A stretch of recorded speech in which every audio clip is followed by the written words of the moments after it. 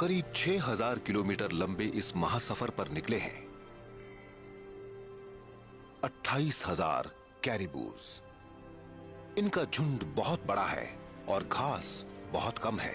अगर ये एक जगह रुक गए तो इन्हें खाना नहीं मिलेगा और ये भूख से मर जाएंगे। इनका जन्म ही भागते रहने के लिए हुआ है, इसलिए नवजात बच्चे भी जन्म के कुछ घंटे बाद ही दौड़ने लगते हैं ताकि पीछे न छूट जाएं।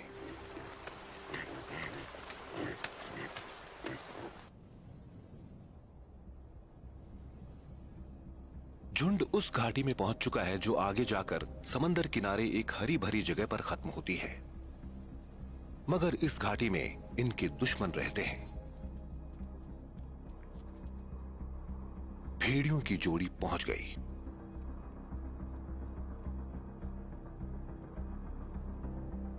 ये जायजा ले रहे हैं कि कहां से हमला करने का मौका मिल सकता है।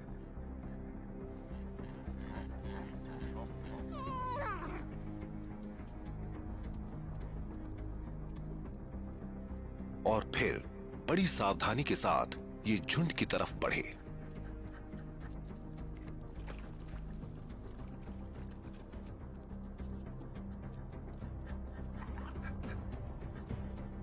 एक खड़ी ढलान जहां कदम कदम पर बाधाएं हैं। यहां से कैरिबू एक साथ एक झुंड में नहीं भाग सकते।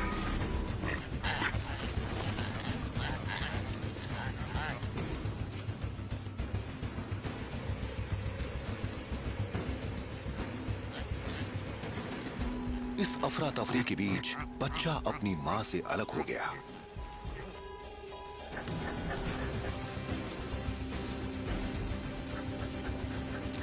मां को अपनी जान बचाने के लिए भागना होगा।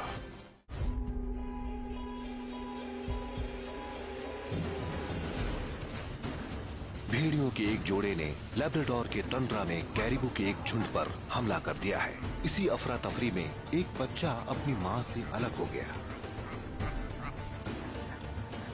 इन बड़े बड़े पत्थरों और गहरे खड्डों के बीच कैरिबू ज्यादा तेजी से नहीं भाग सकते, इसलिए वो बार बार रास्ता बदलते हैं। इसी चक्कर में बच्चा बिछड़ गया।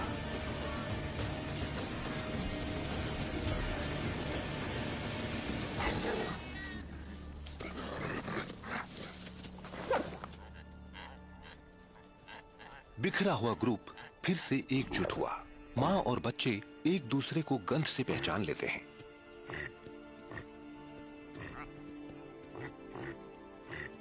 लेकिन अब एक मां को अकेले ही आगे जाना होगा।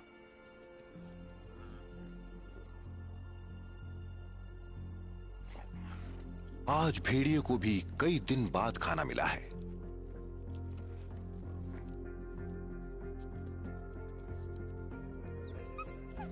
मोंटेना के पहाड़ों पर गर्मियों का ये मौसम सुस्त और उमस भरा होता है। जब मौसम इतना छोटा हो तो कुदरत जरा भी वक्त बर्बाद नहीं करती। पेड़ों की कतार के ऊपर करीब 3000 मीटर की ऊंचाई पर जंगली फूल इस छोटे से दौर का पूरा फायदा उठाते हैं। इस बंजर इलाके में रंगों की अनूठी छटा बिखर जाती है। इस एल्पाइन टंड्रा में यह खिला खिला मौसम छोटा होता है, इसलिए इस नन्हे जीव को इस मौसम का पूरा फायदा उठाना होता है।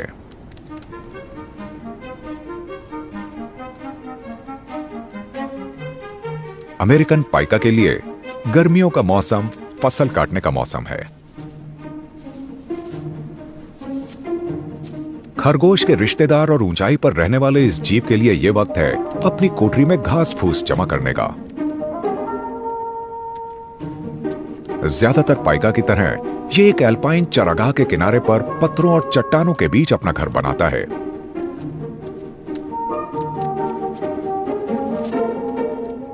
पाइका शीत निद्रा में नहीं जाते, इसलिए इन्हें सर्दियों में बचे रहने के लिए भरपूर खाना जमा करना पड़ता है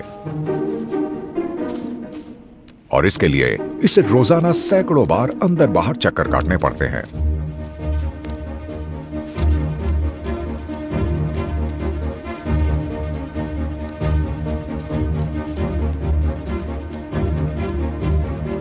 ये दिन भर काम करती है और साथ में आवाजें निकालकर इलाके के दूसरे पाइका को खबरदार करती रहती है। इसे अकेले रहना पसंद है, इसलिए अपने इलाके में किसी की भी घुसपैठ इसे पसंद नहीं आती। अगस्त का महीना बीत रहा है। इस ऊंचे इलाके में गर्मियां कभी भी खत्म हो सकती हैं। तब तक यहां का ये मेहनती जीव दिन रात चीजें जमा करने में जुटा रहेगा जब तक बर्फ नहीं जमने लगती।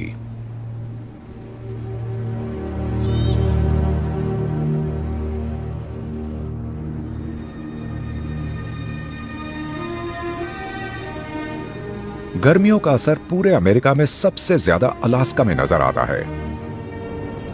जब तंगी का मौसम आता है तो हलचल बढ़ जाती है। आधी रात को सूरज चमकाने वाली इस धरती पर इन दिनों में पूरे अमेरिका में सबसे लंबा दिन होता है। पर ये दिन अब सिकुड़ रहे हैं। यहां अगस्त के आखिरी दिनों तक गर्मी खत्म होने लगती है। यहां कैटमाइन नेशनल पार्क में लाखों मुसाफिर घर लौट आए हैं। पूरी गर्मियां वो यहां पहुंचने के लिए जूझते रहे। ये हैं सॉकाई सैमन। इनका लंबा सफर अब खत्म हो रहा है। ये समुद्र से 120 किलोमीटर दूर अपनी धाराओं की तरफ जा रही हैं। मिलन के लिए साथी को आकर्षित करने के मकसद से इनका रंग चटक लाल हो गया है। अंडे देने का मौसम करीब आ रहा है।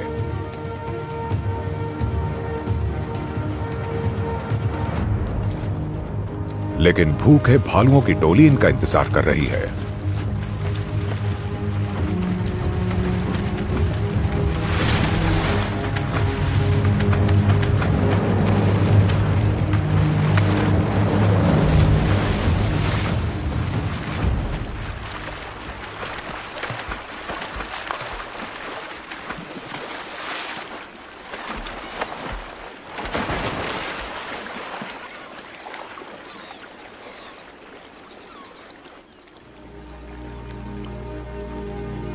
दुनिया में सबसे बड़ी तादाद में भूरे भालू कैटमाई में ही रहते हैं।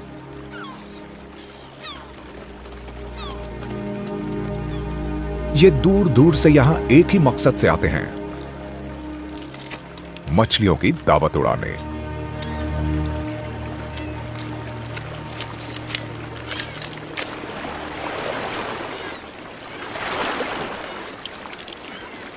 ये मुखिया नर मछलियां खाने की सबसे अच्छी जगह चुनता है। इससे कोई सवाल नहीं पूछा जा सकता। सही तकनीक और पैंतरे से ये दिन भर में 30 मछलियां खा जाता है। शीत निद्रा का वक्त आने तक इसका वजन लगभग 680 किलो तक हो जाता है, यानी किसी ग्रैंड पियानो से 1.5 गुना वजनी। ये चमड़ी, दिमाग और अंडे खाता है, क्योंकि यही वो हिस्से हैं जिनमें ऊंची कैलोरी वाला फैट होता है। लेकिन गरीबों के हिस्से में यह दावत नहीं आती। कम अनुभवी भालू बचे खुचे से पेट भरते हैं और इसी तरह उनकी जिंदगी चलती है। अगर इन्होंने अपना वजन नहीं बढ़ाया तो ये सर्दियों में टिक नहीं पाएंगे।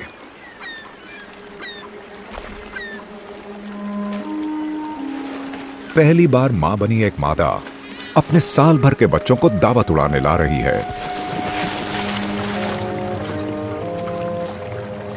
इसे भी अपनी चर्बी बढ़ानी है ताकि 5 महीने लंबी शीत निद्रा में अपने बच्चों को भरपूर दूध पिला सके।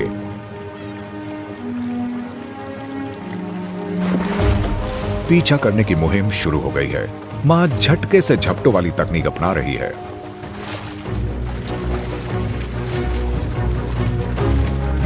ये इसमें माहिर है, पर मछलियां सहयोग नहीं कर रही हैं, ना ही इसके बच्चे। उन्हें अपनी मां को देखकर मछली पकड़ने का हुनर सीखना चाहिए,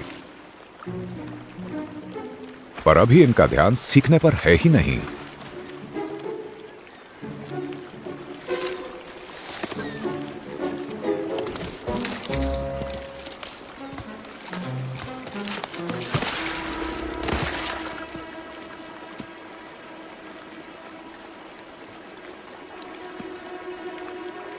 अब इस मां ने अपनी रणनीति बदली है।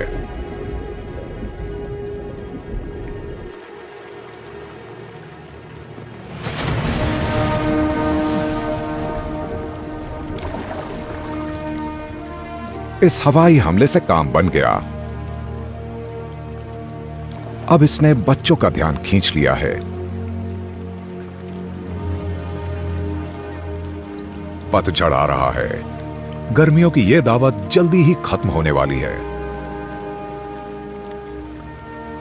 पर फिलहाल तो कैटमाई में इतनी सैमन है कि सारे भालू पेट भर सकें।